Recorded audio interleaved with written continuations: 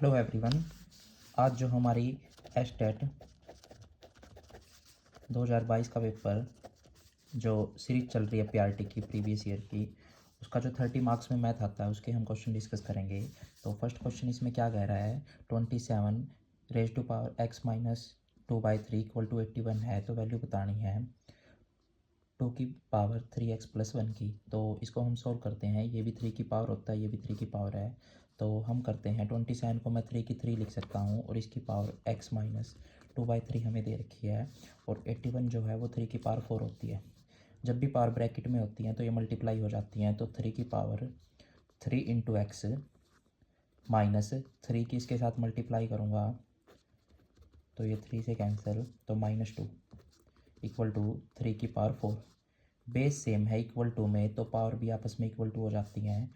तो 3x minus 2 equal to 4, तो हमारे पास 3x इक्वल टू 4 प्लस 2 6, तो x इक्वल टू 2। लेकिन यहाँ x की वैल्यू नहीं, हमें 2 3 x की जगह 2 प्लस 1 की वैल्यू बतानी है। तो 2 ये 3 2 जा 6 प्लस 1, 2 की पावर 6 हमारे पास, ये प्लस 1 इसके साथ में ही है, 6 प्लस 1 तो 2 की पावर 7, 2 की पावर 7 हमारे पास होता है 128। तो 128 इसका फाइनल आंसर हो जाएगा। नेक्स्ट क्वेश्चन करते हैं, if 30% of a number is equal to 1/6 of second number, एक नंबर का 30% इक्वल है 1/6 किसी दूसरे नंबर के, और दोनों नंबर का जो सम दे रखा है वो 140 दे रखा है, तो वैल्यू बतानी है लार्जर नंबर की। मान लेता हूँ वो जो नंबर है वो ए और बी हैं, तो ए का 30% 30 डिवाइड बाई 100 इक्वल है बी के 1/6 के। इनको सोल्व करता हूँ मैं, 0 से 0 कैंसिल, तो 3a/10 इक्वल टू b/6। यहाँ से मैं क्रॉस मल्टीप्लाई करता हूँ, तो a/b, ये नीचे 6 है, ये ऊपर जाके 10 और ये नीचे आके 3। यहाँ मैं इसको 2 से करता हूँ, तो ये 2 से ये 3 पे और ये 5 पे, तो a/b आया है 5/3 3 जा 9। तो मैं कह सकता हूँ a अगर मेरा 5 है तो b मेरा 9 है। वो कह रहा है दूसरी कंडीशन में सम ऑफ दिस नंबर इज़ 140, तो अगर a प्लस बी 140 है, यानी कि 5 प्लस 9 140 है, इसका मतलब ये 14 इक्वल टू 140, तो 1 की वैल्यू यहाँ से 10 आ गई। वो पूछ रहा था लार्जर नंबर यहाँ 9 है, तो 9 की वैल्यू इंटू 10 हमारे पास 90 आ जाएगी। ये फोर्थ हमारा करेक्ट आंसर हो जाएगा। नेक्स्ट करते हैं, वो कह रहा है if two side of a triangle are unequal then opposite side of larger side is, जो किसी भी दो ट्रायंगल की दो साइड अगर अनइक्वल हैं तो हमें अपोजिट एंगल बताना है, जो लार्जर साइड के अपोजिट बनेगा वो एंगल कैसा होगा, ग्रेटर स्मॉलर इक्वल और हाफ। तो मैं एक ट्रायंगल बनाता हूँ, मान लो ये कोई भी एक ट्रायंगल है जिसकी ये एक साइड है, ये एक साइड है और ये एक साइड है। मान लिया ये साइड और ये साइड अनइक्वल हैं, तो और ये इसकी लार्जर साइड है, तो लार्जर साइड के अपोजिट जो एंगल बना रहा है वो हमेशा लार्जर साइड के जो एंगल अपोजिट बनता है वो लार्जर होता है, स्मॉलर के अपोजिट हमेशा स्मॉलर एंगल बनता है। ये हमारे पास ट्रायंगल के रिजल्ट है एंगल्स के। तो वो पूछ रहा था लार्जर के अपोजिट कौन सा एंगल बनेगा, तो वो लार्जर ही बनेगा, या फिर कहूँ तो ग्रेटर बनेगा। एक ट्रायंगल से आप ये क्वेश्चन भी याद रख सकते हैं ट्रायंगल सम प्रॉपर्टी का, कि ट्रायंगल के जो एंगल्स का सम होता है वो हमेशा 180 होता है। नेक्स्ट क्वेश्चन करते हैं, how many words can be found from all the letter of word assessment. ये जो वर्ड दे रखा है इससे कितने वर्ड बनाए जा सकते हैं अलग अलग इन लेटरों का यूज़ करके। तो ये फिर से परमुटेशन का ही क्वेश्चन आ गया, हमने लास्ट सीरीज में भी किया था। तो इसको करने का क्या है, सबसे पहले हम ये टोटल वर्ड काउंट कर लेते हैं, लेटर इसमें कितने दे रखे हैं, तो 3 3 6 3 9 और 1 10, तो 10 फैक्टोरियल। और फ्रीक्वेंसी देखनी पड़ेगी किसकी बार बार रिपीट कर रही है, उससे हम डिवाइड करना पड़ेगा। तो ए हमारे पास सिंगल है, एस हमारे पास 4 है, एस की फ्रीक्वेंसी 4 है तो 4 फैक्टोरियल से डिवाइड, और ई की फ्रीक्वेंसी हमारे पास 2 है तो 2 फैक्टोरियल से और डिवाइड। इसको कैसे सोल्व करते हैं, 10 फैक्टोरियल को मैं लिख सकता हूँ 10 इंटू 9 8 7 6 4 3 2 1, 1 तक घटते क्रम में खोलते हैं फैक्टोरियल को, और 4 फैक्टोरियल को ऐसे ही 4 3 2 1 तक, और 2 फैक्टोरियल को फिर 2 इंटू 1 तक। तो 4 3 2 1, 4 3 2 1 पूरा कैंसिल, 2 से ये हमारे पास हो जाएगा 3 पे कैंसिल। तो इसको सोल्व कर लेते हैं हम, एक इधर 5 और रह गया हमारे पास 5। तो कैसे करेंगे इसको, ये हो जाएगा, इसकी मल्टीप्लाई कर लेते हैं हम, 7 3 जा 21, और ये 21 इंटू 5 हमारे पास हो जाएगा 105, और ये हमारे पास है 72 इंटू, यानी कि 72 और 0। तो इनको सोल्व कर लेते हैं।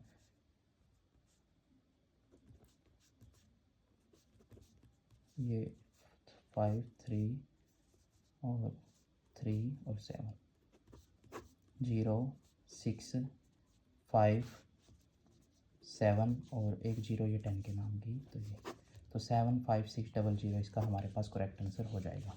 नेक्स्ट क्वेश्चन करते हैं। वो कह रहा है ratio of volume of two cone is 1:4 and their diameter are in ratio 4:5 respectively, then the ratio of their height की रेशियो बतानी है। वो कह रहा है दो कॉन के वॉल्यूम्स की रेशियो दे रखी है। कॉन हमारे पास इस टाइप से होता है, ये कॉन, जहाँ पे ये कॉन की रेडियस होती है, ये कॉन की हाइट होती है और ये कॉन की स्लांट हाइट होती है। इसका जो कर्व्ड सरफेस एरिया होता है वो हमारे पास πr/l होता है, जबकि इसका TSA total surface area πr/l + πr² होता है।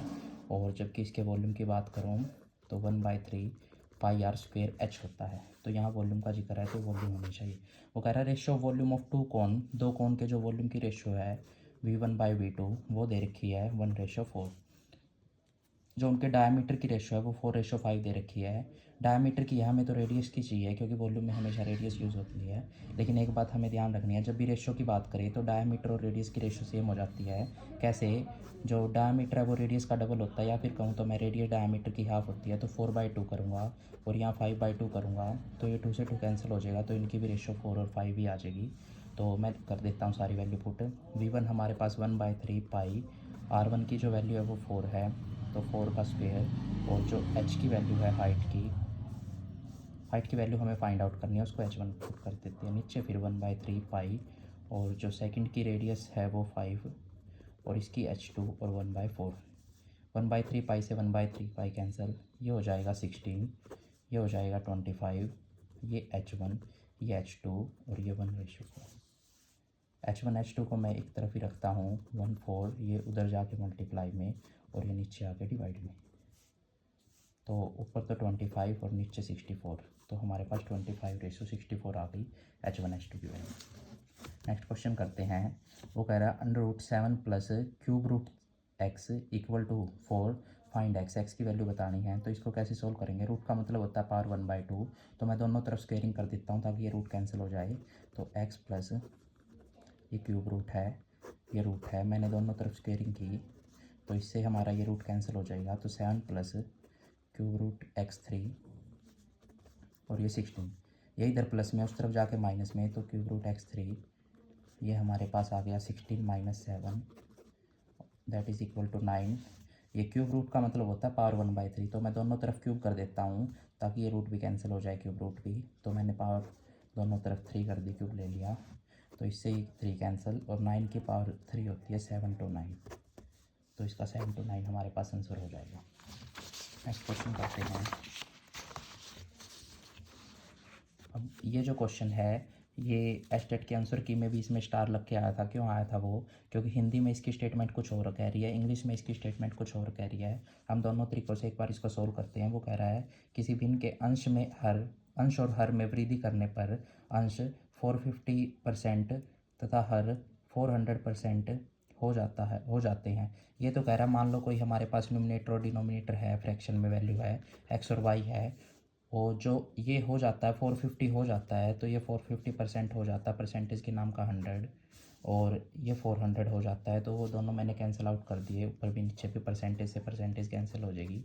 और वो कह रहा है जो नई अब भिन्न आई है, जो नई फ्रैक्शन बन के आई है वो 15:16 हो चुकी है। तो बताओ x और y मूल भिन्न क्या था। तो कैंसिल करेंगे इसको, ये 8 से और ये 9 से, तो ये हो जाएगा 9x/8y = 15/16। ये इससे कैंसिल करेंगे 2 पे, और ये इससे कैंसिल करेंगे 3 पे, तो ये 3 3 जा 3 5 जा। अब ये नीचे आके डिवाइड में, तो x/y हमारे पास 5/16 6। तो ये यहाँ से आया 5/6। जबकि इंग्लिश में इसकी स्टेटमेंट क्या कह रही है, if numerator of a fraction is increase by 450। Numerator बढ़ जाता है, बढ़ने से मेरा मतलब है पहले अगर 100 था, अब वो 450% बढ़ गया, तो अब ये 550 हो गया किसी फ्रैक्शन का x बाय y का। ऐसे ही सेम वो कह रहा है डिनोमिनेटर है जो वो 400 बढ़ जाता है, यानी कि पहले 100 था, 400 बढ़ के 500 हो गया। तो न्यू फ्रैक्शन 15/16 हो गई। इन्होंने दोनों बातों में अलग दे रखा है। पहले तो वो कह रहा है कि वो इतना हो जाता है, यहाँ कह रहा है इतने से बढ़ जाता है। दोनों बातें अलग हैं। इस करके एस चेट के आंसर की में भी इसको स्टार मानना था। ये 0 से ये 0 कैंसिल, इससे ये कैंसिल, और इनको कैंसिल करूँगा तो मैं x बाय वाई, यहाँ ये 5 से करूँगा तो, और यहाँ ये 5 से करूँगा तो 10, तो 11/10, और ये 15/16। सिर से सिर, पैर से पैर कट सकते हैं। मैं इसको काट देता हूँ यहाँ। यह हो जाएगा 2 से 5 और ये 8। तो x बाय वाई ये उधर जाके तो मल्टीप्लाई में 15×5 75 और 11×8 88। तो 75/88 इसका आंसर आया, जो कि ऑप्शन में था ही नहीं, तो इस करके स्टार दिया था। यहाँ 98 क्वेश्चन करते हैं। ये क्वेश्चन भी हमने प्रीवियस लेक्चर्स में कर रखा है।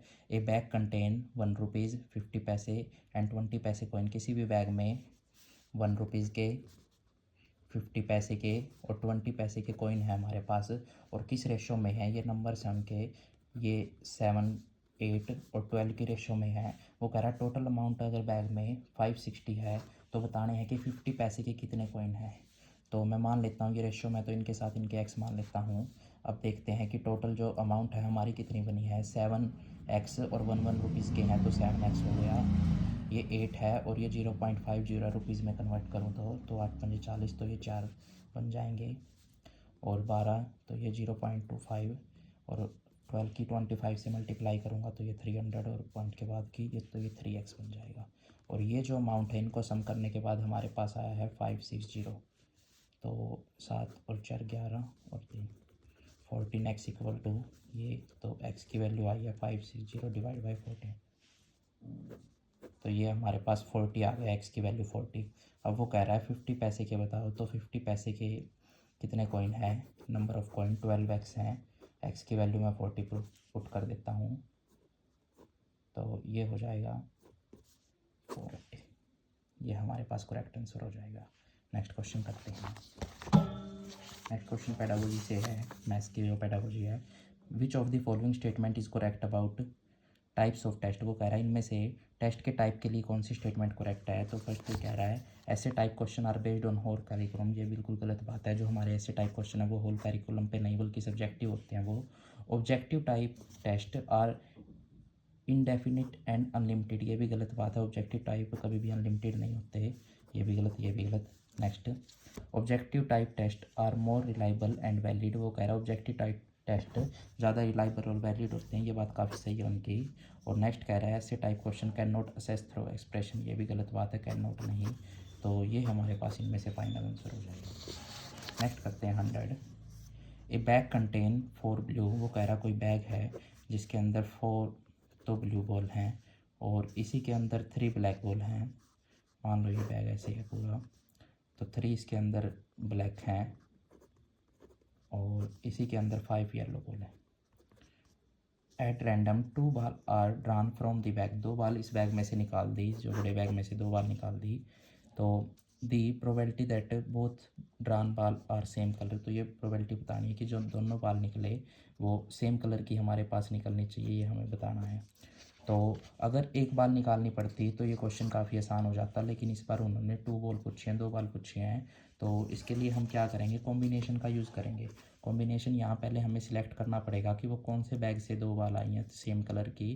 क्या पता वो ब्लू भी हो सकती हैं, क्या पता वो ब्लैक भी, क्या पता वो येलो भी। तो हमें तीनों केस लेके डिस्कस करने पड़ेंगे। और टोटल बाल यहाँ कितनी है, 4 3 7 और 5 12। टोटल बाल तो 12 हैं। तो प्रोबेबिलिटी के लिए फॉर्मूला क्या है, number of favourable outcome divide by total number of outcome. तो जितने हमारे फेवर में है और जितने टोटल हैं उसमें से हमें सेलेक्ट करना पड़ेगा। 2 बाल सेलेक्ट करनी है। तो मैं कह सकता हूँ यहाँ कॉम्बिनेशन लगेगा, जैसे 4 में से 2 सेलेक्ट करनी है। ये कॉम्बिनेशन का सिंबल सी वैसे काम करता है। और प्लस में क्या पता वो 3 में से आ जाए ब्लैक वाली में से तो ये, और क्या पता वो येलो वाली में से आ जाए तो 5 से 2, और नीचे इनका टोटल चलता है, टोटल 12 हैं और उनमें से कोई 2 निकालनी है। तो ये कॉम्बिनेशन ऐसे काम करता है। इसको आप कैसे सोल्व करोगे, 4 को घटते क्रम में 2 बार खोलो तो 4 × 3, और 1 को 2 तक खोलो 1 × 2। ऐसे ही 3 को घटते क्रम में 2 बार 3 × 2 और 1 को 2 तक। ऐसे ही 5 को 5 × 4 और 1 को 2 तक। नीचे 12 को 2 बार 12 × 11 और 1 को 2 तक, ये ऐसे। तो ये इससे कैंसिल करेंगे, हमारे पास 2 पे, ये इससे पूरा ही कैंसिल, और ये इससे 2 पे। तो 3 × 2 = 6 प्लस ये 3 और प्लस 5 × 2 = 10, और नीचे जो हमारे पास आए ये 66।